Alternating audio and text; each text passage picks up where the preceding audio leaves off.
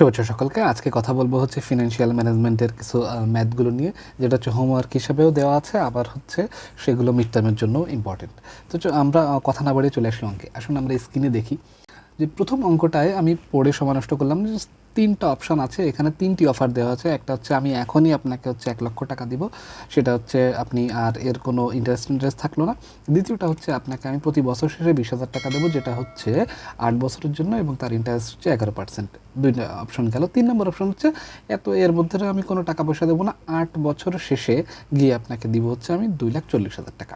তাহলে এই অঙ্কে আমাদের তিনটি ভ্যালু দেওয়া আছে, যেগুলোর থেকে আমাদের প্রথম দুটি ভ্যালুর হিসাব করতে হবে হচ্ছে আমাদের ফিউচার ভ্যালুটা কী আসে, সেটার সাথে ক্যালকুলেশন করে আমরা কিন্তু একটা রেজাল্টে আসতে পারবো এই তিনটার অফারের ভেতর থেকে কোন অফারটা আমাদের জন্য অ্যাট্রাক্টিভ এবং কোনটা আমরা অ্যাকসেপ্ট করব।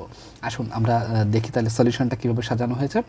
যে আই হ্যাভ 3 অফার্স, আমার কাছে 3টি অফার আছে। একটা হচ্ছে এখনই 1,00,000 টাকা 20,000 টাকা করে প্রতি বছর দেওয়া হবে, এটা 8 বছরের জন্য 11% ইন্টারেস্টে।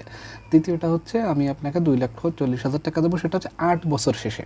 তাহলে এই তিনটা ভ্যালুর ভিতর কোনটা আমাদের জন্য অ্যাট্রাক্টিভ হবে? তাহলে আমরা যদি প্রথমটা দেখি, প্রথমটা হচ্ছে ফিউচার ভ্যালু বের করতে হবে, দ্বিতীয়টা হচ্ছে ফিউচার ভ্যালুর অ্যানুইটিটা বের করতে হবে। যাই হোক, আমরা আগে প্রথমটাই দেখি। প্রথমটা যদি আমাদের 1,00,000 টাকা আমাদের প্রেজেন্ট ভ্যালু হয়ে থাকে, তাহলে আমাদের ফিউচার ভ্যালু বের করতে হবে। ফিউচার ভ্যালুর সূত্র হচ্ছে এফ ভি ব্র্যাকেটে হচ্ছে F B is equal to PV into 1 plus I, তার পাওয়ার হচ্ছে এন। দেখুন আমাদের স্ক্রিনে এই যে দেওয়া আছে, আমি এখানে এভাবে করে সাজিয়েছি এবং এই ভ্যালুটা যদি আমরা এখনই এখানে বসিয়ে দিই, তাহলে আমরা ফিউচার ভ্যালুটা পাবো হচ্ছে 2,30,453 টাকা 78 পয়সা।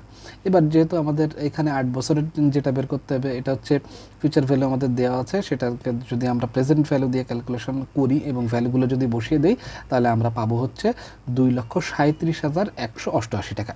এবার দেখুন প্রথমটায় আমরা পাচ্ছি 2,30,000, দ্বিতীয়টায় পাচ্ছি হচ্ছে 2,37,000। তাহলে দুইটা কিন্তু আমরা ক্যালকুলেশন করে বের করতে পারলাম, কিন্তু 3 নম্বর অপশানে কী ছিল? 3 নম্বর অপশানে ছিল কিন্তু আমরা 2,40,000 টাকা পাবো। তাহলে এখন সহজেই বোঝা যাচ্ছে যে আমাদের জন্য কোনটা অ্যাট্রাক্টিভ হবে এবং আমরা কোনটা অ্যাকসেপ্ট করব। তাহলে এই যে দেখুন আমাদের সবচেয়ে বেশি টাকা পাচ্ছে কিন্তু 3 নম্বর অপশানে, তাহলে আমরা কিন্তু অ্যাকসেপ্ট করব 3 নম্বরটাই। তাহলে খুব সহজেই কিন্তু আপনার প্রথম অঙ্কের সলিউশনটা হয়ে গেল। তাহলে আজকের মতো ভিডিও ছিল এই পর্যন্ত। দেখা হবে আপনার সাথে নেক্সট কোনো ভিডিওতে। ধন্যবাদ সকলকে।